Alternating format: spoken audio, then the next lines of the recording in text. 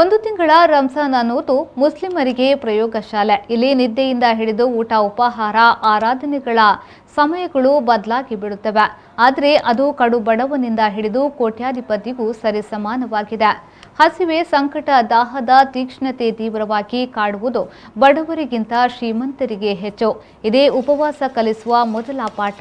ಉಪವಾಸ ಆಚರಿಸಿದ ಬಳಿಕ ಯಾರೇ ಆಗಲಿ ಸುಳ್ಳು, ಅನ್ಯಾಯ, ಮೋಸ, ವಂಚನೆ, ಪರನಿಂದೆ, ಚಾಡಿಮಾತು, ಜಗಳ ಇತ್ಯಾದಿ ಮಾಡುವಂತಿಲ್ಲ. ಇವತ್ತು ಮಸೀದಿಗಳನ್ನು ಹೊರತುಪಡಿಸಿ ಮನೆಗಳಲ್ಲೂ ಕೂಡ ಇಫ್ತಿಯಾರ್ ಕೂಟ ನಡೆಯುತ್ತವೆ. ಇಲ್ಲಿ ಬರೀ ಮುಸ್ಲಿಮರು ಮಾತ್ರವಲ್ಲ, ಧರ್ಮದ ಆತ್ಮೀಯರು, ರಾಜಕೀಯ ವ್ಯಕ್ತಿಗಳು, ಸೌಹಾರ್ದತೆ ಹಾಗೂ ಸಮಾಜದ ಒಗ್ಗಟ್ಟನ್ನು ಕಾಪಾಡುವಲ್ಲಿ ಈ ಇಫ್ತಿಯಾರ್ ಪಾರ್ಟಿಗಳನ್ನು ಹಮ್ಮಿಕೊಳ್ಳಲಾಗುತ್ತಿದೆ. ಸಮಾಜದ ಶಾಂತಿ ಹಾಗೂ ಮಾನವೀಯತೆಯನ್ನ ಬಯಸುವ ಇಸ್ಲಾಂ ಧರ್ಮವು ಇದನ್ನು ಕೂಡ ಪುಣ್ಯ ಕಾರ್ಯವೆಂದು ಬೋಧಿಸುತ್ತದೆ. ಹೀಗಾಗಿ ರಂಜಾನ್ ಇಫ್ತಿಯಾರ್ ಹಳ್ಳಿಯಿಂದ ಹಿಡಿದು ದಿಲ್ಲಿಯವರೆಗೆ ಸುದ್ದಿಯಲ್ಲಿದೆ.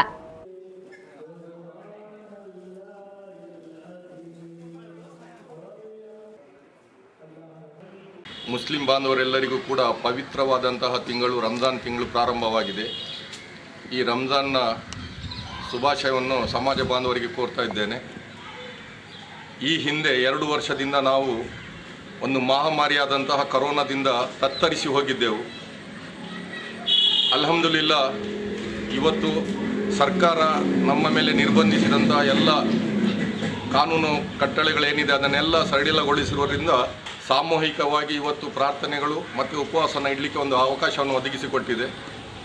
ಮತ್ತು ಈ ಉಪವಾಸ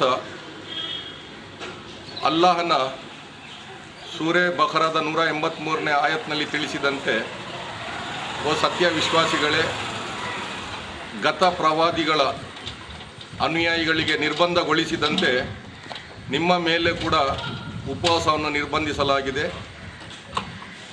ಇದರಲ್ಲಿ ತಖ್ವಾ, ಧರ್ಮನಿಷ್ಠೆಯ ಗುಣವಿಶೇಷತೆಗಳು ಉಂಟಾಗಲಿ ಎಂದು ಆಶಿಸುತ್ತಾ ಇವತ್ತು ನಾವೆಲ್ಲರೂ ಕೂಡ ಉಪವಾಸವನ್ನು ಆಚರಿಸ್ತಾ ಇದ್ದೇವೆ. ಉಪವಾಸ ಕೂಡ ನಮ್ಮ ದೇಹದ ಒಂದು ಜಕಾತ್ ಆಗಿದೆ.